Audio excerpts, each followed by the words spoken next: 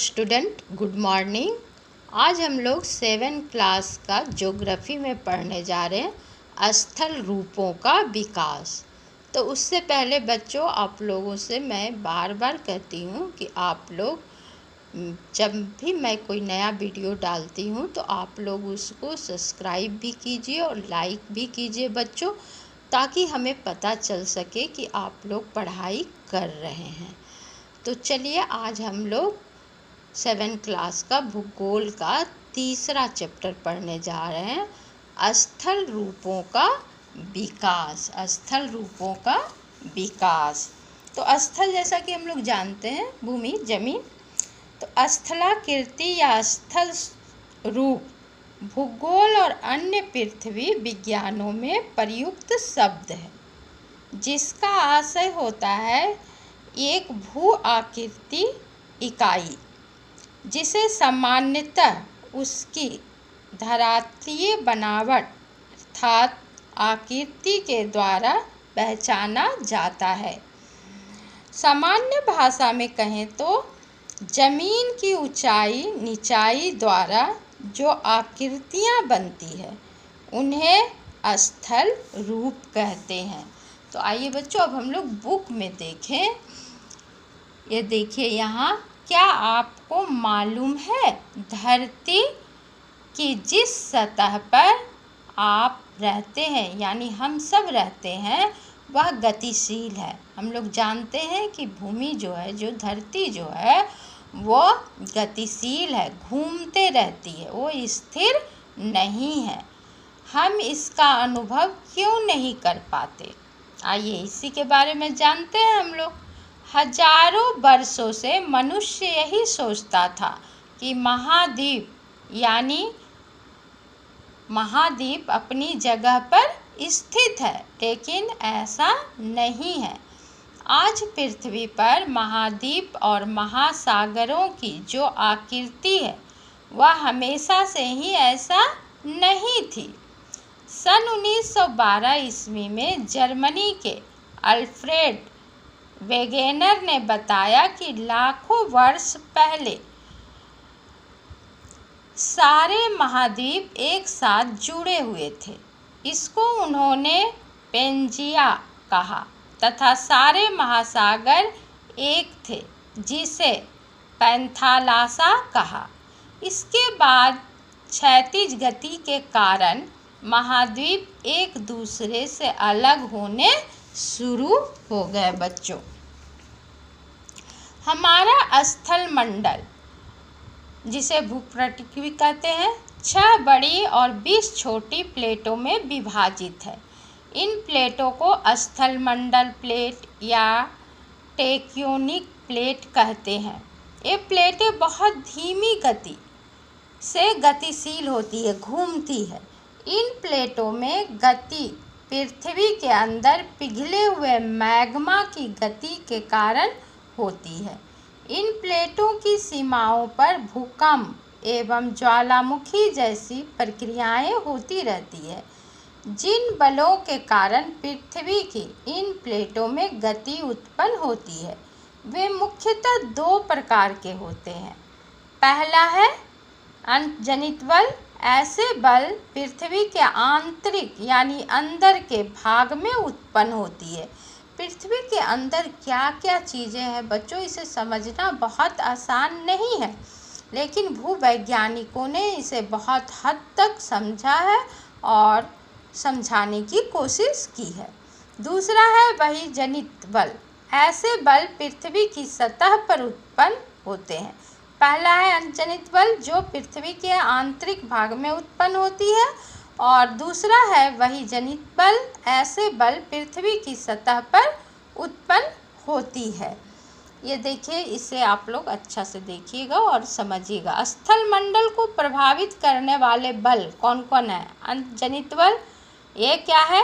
ये पृथ्वी के अंदर जो उत्पन्न होती है उसके बारे में। उसमें क्या क्या है पृथ्वी के अंदर? भूकंप, ज्वालामुखी, भूस्खलन, पटल विरूपण बल, पर्वत निर्माणकारी, और वही जनित यानी कि जो सतह पर उत्पन्न होती है, अपरदन एवं निक्षेपण नदी है, पवन है, हिमनद है, समुद्री तरंग है। अब हम लोग ज्वालामुखी को लेते हैं। ज्वालामुखी की तात्पर्य पृथ्वी की सतह पर उपस्थित उस छिद्र या दरार से है जिससे होकर गर्म लावा, गैस, पत्थर के ज्वालामुखी क्या है बच्चों? ज्वालामुखी का तात्पर्य है पृथ्वी की सतह पर उपस्थित उस छिद्र या दरार से है जिससे होकर गर्म लावा, गैस, पत्थर आदि जो है वो जमीन के, पृथ्वी के अंदर से निकलते रहती है। पत्थर के टुकड़े, धूल आदि निकलते हैं। इस छिद्र का संपर्क भूगर्भ की एक पतली नली से होता है जिसे क्या कहते हैं? ज्वालामुखी नली कहते हैं। जब यह छिद्र विस्तृत हो जाता है तब इसे क्रेटर कहते हैं। जब धसाव यानी जमीन धस जाती है या अन्य कारण से ज्वालामुखी का विस्तार अत्यधिक हो जाता है तो उसे काल्डेरा कहते हैं। ज्वालामुखी के कितने प्रकार हैं? देखिए आप नीचे। उद्गार की अवधि के अनुसार ज्वालामुखी के 3 प्रकार होते हैं। एक है सक्रिय या जागृत ज्वालामुखी, जो हमेशा वहाँ से क्या होता है, वो जागृत रहता है, हमेशा वहाँ से गैस, लावा निकलते रहते हैं। जिन ज्वालामुखियों से लावा और गैस सदैव निकला करते हैं उन्हें क्या कहते हैं? जागृत ज्वालामुखी कहते हैं। उदाहरण इटली का एटना और स्ट्रामवाली। ये इंडिया में नहीं है बच्चों, ये सक्रिय या जागृत ज्वालामुखी। ये इटली का एक उदाहरण यहाँ दिया है जो एटना और स्ट्रामवाली में है, जहाँ सक्रिय या जागृत ज्वालामुखी से हमेशा लावा और गैस निकलते रहते हैं। दूसरा है प्रस्तुत ज्वालामुखी। ऐसे ज्वालामुखी उद्गार के बाद शांत पड़ जाते हैं तथा उनसे पुनः उद्गार के लक्षण दिखाई नहीं पड़ते हैं, पर अचानक उनमें विस्फोट या उद्गार होने लगता है। उदाहरण है, ये भी है इटली का वेसुवियस। इसे सुप्त ज्वालामुखी भी कहते हैं बच्चों। ऐसे ज्वालामुखी का उद्गार के बाद एक बार अगर हो जाता है ज्वालामुखी तो हमेशा इससे लावा नहीं निकलता, जैसे कि हम लोग सक्रिय और जागृत में देखें, यहाँ हमेशा इससे लावा और गैस निकलते रहती है। लेकिन प्रस्तुत ज्वालामुखी जो है वो एक बार ज्वालामुखी होने के बाद, मतलब उसका लावा और राख बाहर निकलने के बाद वो शांत पड़ जाता है, लेकिन कुछ दिनों के बाद फिर से वो अचानक से विस्फोट उसमें होने लगता है। उसके तीसरा है शांत ज्वालामुखी। ऐसे ज्वालामुखी का उद्गार पूर्ण तथा समाप्त हो जाता है तथा उनके मुख में जल आदि भर जाता है। जहाँ से वो निकलता है ज्वालामुखी, उसका उद्गार जहाँ से होता है वो क्या होता है, उसमें जल भर जाते हैं बाद में, एवं झीलों का निर्माण हो जाता है। इनमें पुनः उद्गार की संभावना नहीं रहती और दोबारा से वहाँ ज्वालामुखी का विस्फोट नहीं होता है। उदाहरण है अफ्रीका का किलिमंजारो। ज्वालामुखी उद्गार के कारण धरातल पर ज्वालामुखी पर्वत, लावा, पठार, गर्म जल झरने, काल्डेरा आदि का निर्माण होता है। तो देखिए बच्चे, झरनों का निर्माण कैसे होता है, काला डेरा आदि का निर्माण कैसे होता है, पर्वत का निर्माण कैसे होता है, झील का निर्माण कैसे होता है, इस सब का निर्माण के पीछे ज्वालामुखी है। इनका ज्वालामुखी के कारण ही इन चीज़ों का निर्माण होता है। जब ज्वालामुखी का विस्फोट होता है उससे जो लावा निकलते हैं, राख निकलते हैं, वो पर्वत और पहाड़ का रूप, पठार का रूप धारण कर लेते हैं। और जो राख निकलती है वो राख बहुत ही उपजाऊ होती है, वहाँ की मिट्टी जो है। भूकंप। अब हम लोग ज्वालामुखी देख लिए हैं, अब हम लोग भूकंप देखेंगे। अच्छा, यहाँ एक बात और बच्चों, क्या आप जानते हैं भूकंप की तीव्रता को मापने के यंत्र का नाम है भूकंप लेखी। भूकंप की तीव्रता का मापन रिएक्टर स्केल पर होता है। विज्ञान की वह शाखा जिसमें भूकंपों का अध्ययन किया जाता है सिस्मोलॉजी कहलाता है। भूकंप पृथ्वी की सतह के कंपन को ही भूकंप कहते हैं। जब भूकंप होता है तो क्या होता है, पृथ्वी में कंपन होने लगती है। हम लोग महसूस करते हैं कि सारे घरों की खिड़कियां दरवाजे जो हैं वो खड़खड़ाने लगती है, आवाज़ करती है।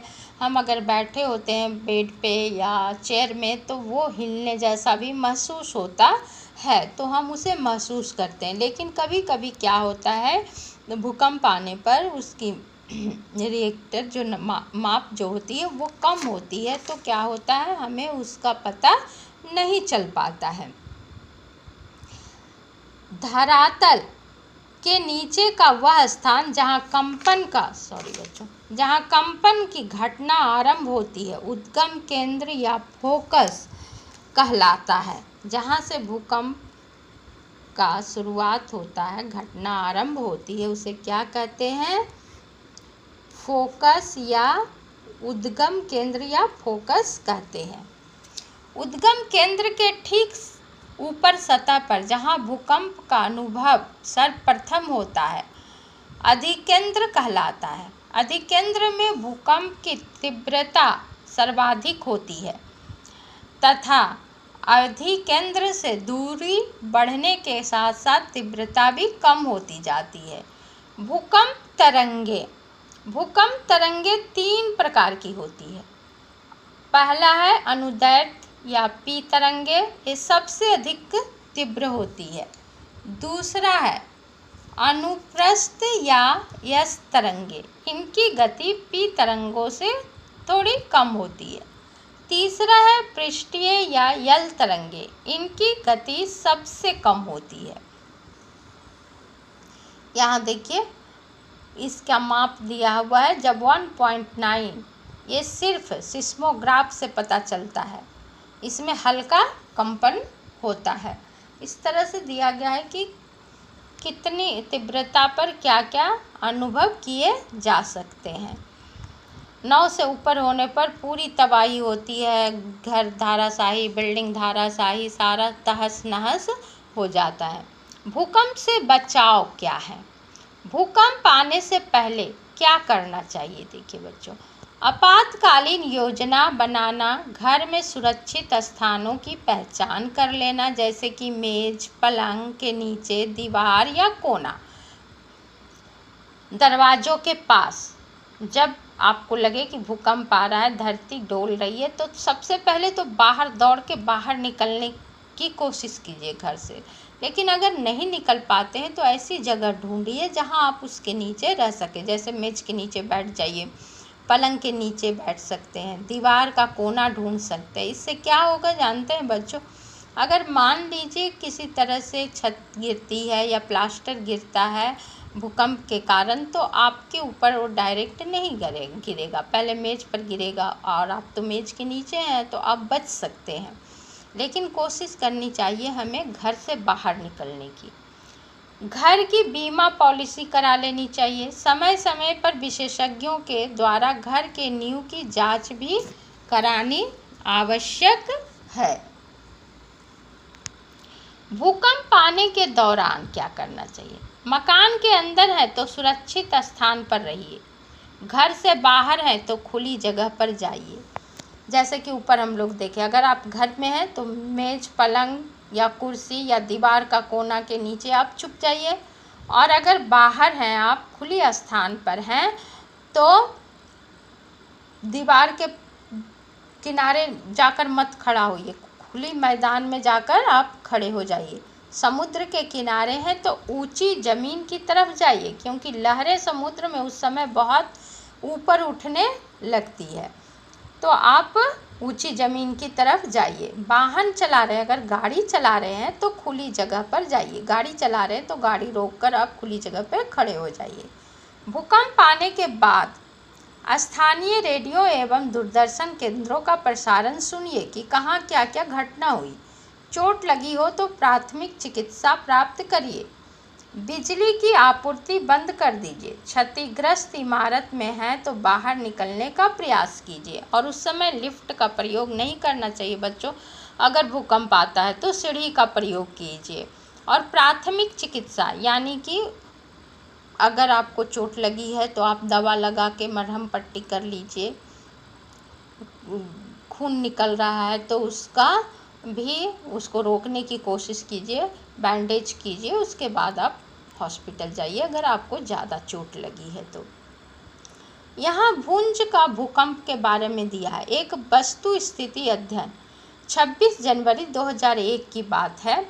सुबह का समय था। 8:45 पर गुजरात के भुज शहर में 6.9 तीव्रता वाला भूकंप आया था।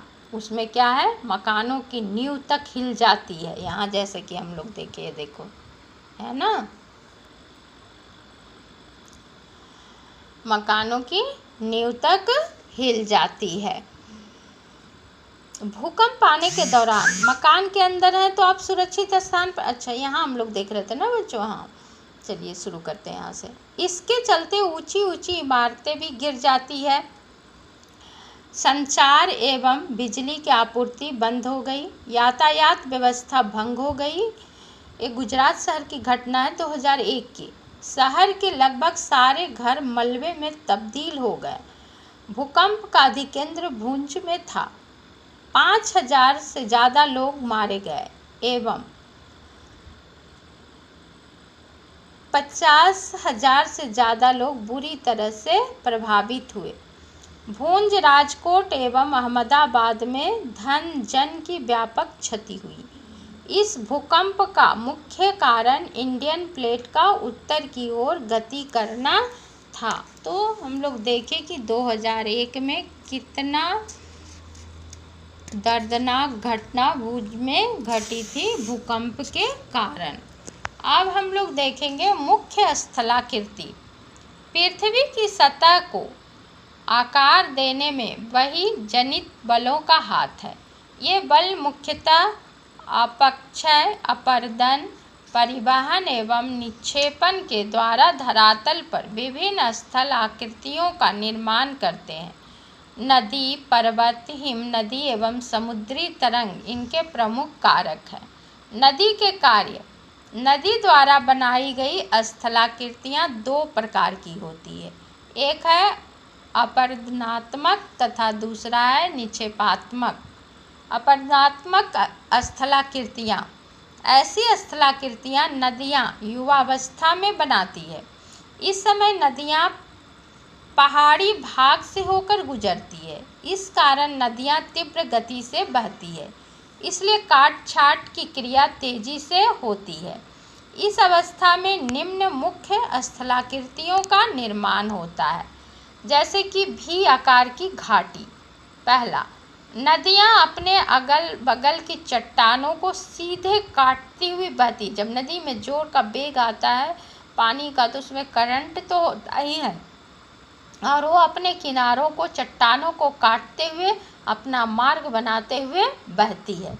इस प्रकार निर्मित घाटी का आकार अंग्रेजी के भी अक्षर की तरह होता है। दूसरा है गार्ज और कैनियन। जब नदियाँ अपने कठोर चट्टानों को सीधी काटती है तो खड़ी ढाल वाली सकरी घाटियाँ बनती है। इन्हें गार्ज कहते हैं। जब आप घाटी समझ रहे हैं ना बच्चों, आप लोग रांची के तरफ तो गए ही होंगे। रांची, रामगढ़, हजारीबाग और तिलैया, खास करके तिलैया में बहुत ही खड़ी घाटी है। ढलान, दोनों बीच में रोड है और दोनों किनारे पर घाटी है, गहरी गहरी खाई है।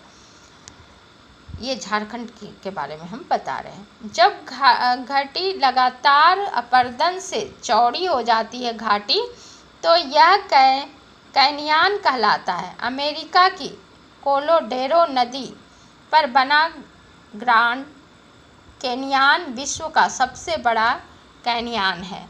जलप्रपात।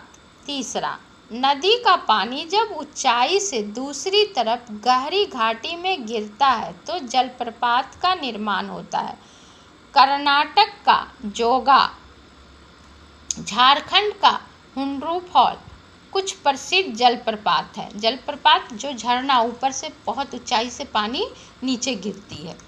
निक्षेपात्मक स्थलाकृतियाँ, नदियाँ अपनी पौढ़ा एवं वृद्धावस्था में अपने साथ लाए गए अवसाद को जमा करने का काम करती है। इस कारण निम्न स्थलाकृतियों का निर्माण होता है। अपने साथ जो बहा के लाती है अवसाद, गाद, कचरा भी कह सकते हैं, बालू, धूल, कण सब बहा के जो लाती है उससे वो स्थलाकृतियाँ का निर्माण करती है।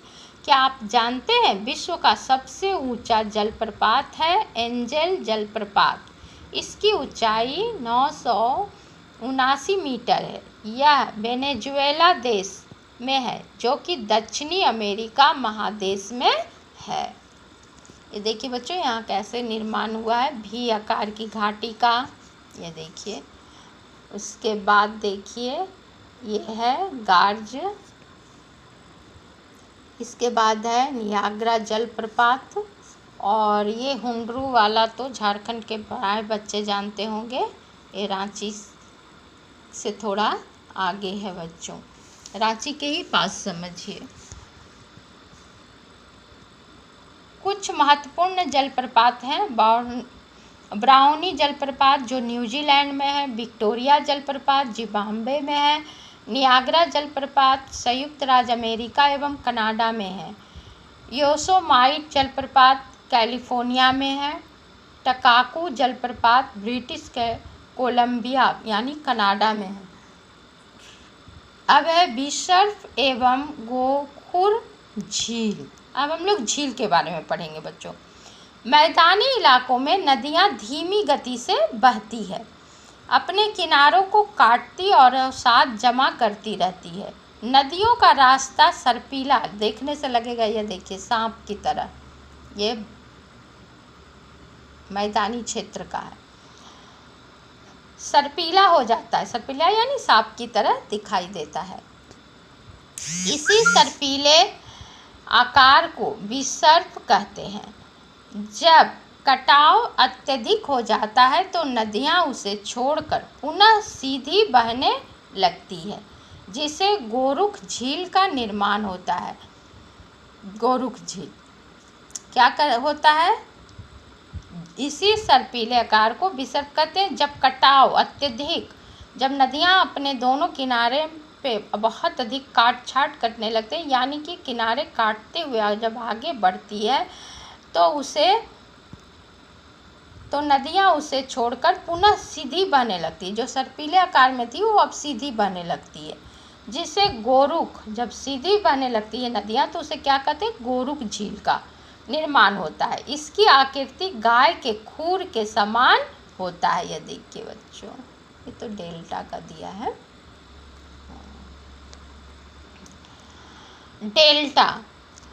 डेल्टा का निर्माण नदी के मुहाने के पास होता है, जहाँ से नदी निकलती है, उद्गम जिसको कहते हैं, जहाँ नदी समुद्र से मिलती है। इसकी आकृति ग्रीक अक्षर डेल्टा की तरह त्रिभुज आकार की होती है।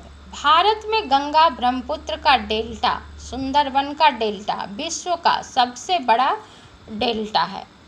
पवन के कार्य, पवन मतलब हवा, नदी की तरह ही पवन भी अपर्दन का एक मुख्य कारक है। पवन की गति, अगर तेज गति से आंधी आती है, हवा चलती है, मुख्यतः रेगिस्तानी प्रदेशों में प्रभावशाली है। पवन के द्वारा निर्मित कुछ मुख्य स्थलाकृतियाँ निम्न है। मशरूम चट्टान या छत्रक शैल, छत्ता की तरह इसका दूर से ये दिखाई देता है। यदि यह पवन की तेज गति के कारण चट्टान की काट छाट के कारण बनती है। मशरूम जानते हैं ना, जिसकी सब्जी बनती है, छतरी की तरह जो होता है। यह पवन की तेज गति के कारण चट्टान की काट छाट के कारण बनती है। चट्टान का निचला भाग कट जाता है, जबकि ऊपर का भाग ऐसे ही रह जाता है, जो लगता है दूर से कि छतरी हो, जिससे छतरी जैसी आकृति बन जाती है। इसे ही मशरूम चट्टान कहते हैं। दूसरा है बलुआ टिब्बा। टिब्बा मतलब पहाड़ नुमा टिब्बा बन जाता है, बालू जमा होकर ढेर, बालू का ढेर। यह पवन के द्वारा निर्मित एक निक्षेपात्मक स्थलाकृति है। हवा के द्वारा उड़ाकर लाई गई बालू, जो रेगिस्तान में जब बहुत तेज हवा चलती है तो क्या होता है, बालू के टीले बन जाते हैं, पहाड़ नुमा। पवन अपने साथ लाई गई बालू को किसी पेड़ या चट्टान के पीछे जमा करता जाता है। इस प्रकार बलुआ टिब्बा का निर्माण होता है। उसके बाद है लाउंस।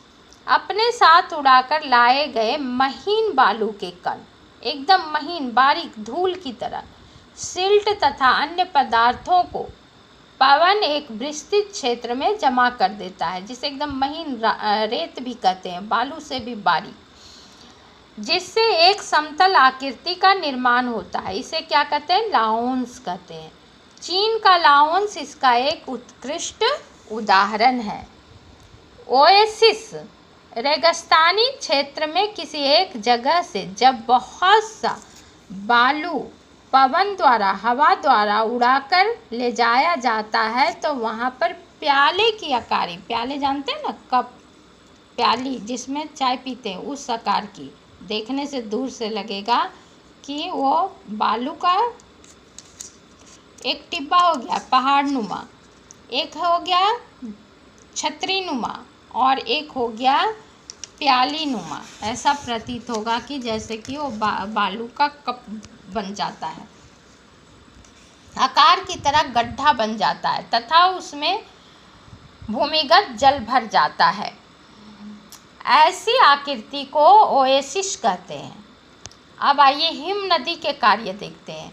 ऊंचे पहाड़ों में बहुत बड़ी मात्रा में बर्फ जमा रहती है। जब बर्फ के बड़े बड़े पिंड गुरुत्व के कारण नीचे की ओर खिसकते हैं तो इन्हें ही क्या कहते हैं, हिम नदी। हिम मतलब बर्फ होता है बच्चों। हिम नदी की संज्ञा दी जाती है। आइए हिम नदी द्वारा निर्मित कुछ स्थलाकृतियों की पहचान करें। ये लाउंस जो हम लोग देखे, आकार यू आकार की घाटी। खिसकती हुई हिम नदी घाटी के दीवारों के साथ साथ तली को भी काट कर चौड़ा करती जाती है। इस प्रकार बनी घाटी का आकार अंग्रेजी के यू के आकार के समान होता है। इसे यू की घाटी कहते हैं, क्योंकि ये यू आकार का होता है, इसलिए इसको यहाँ देखिए, है ना, यू की घाटी, यू आकार की घाटी कहते हैं। अब है हिमोड़। हिम नदी जब नीचे की ओर बहती है तो तापमान बढ़ने के कारण क्या होता है, बर्फ पिघलती जाती है। इस प्रकार अपने साथ लाए गए मिट्टी, बालू, चट्टानों के टुकड़ों को ढोने में असमर्थ हो जाती है तथा अपने किनारों पर उसे ये जमा करते जाती है। इन्हें ही हम हिमोड़ कहते हैं। तो बच्चों आज हम लोग यहीं तक रखते हैं। अगली क्लास में फिर इसे हमें 2 भागों में बांटना ही पड़ेगा। अगली क्लास में हम समझा देंगे आप लोग को यहाँ से हिम नदी के कार्य से फिर से। तो इसे बच्चों ज़रूर देखिए, पढ़िए, समझिए और इसे लाइक और सब्सक्राइब भी कर लीजिए बच्चों, ताकि हम जब अगला वीडियो डालें तो उसका लिंक आप तक पहुँच जाए। धन्यवाद बच्चों, फिर मिलेंगे अगले वीडियो में।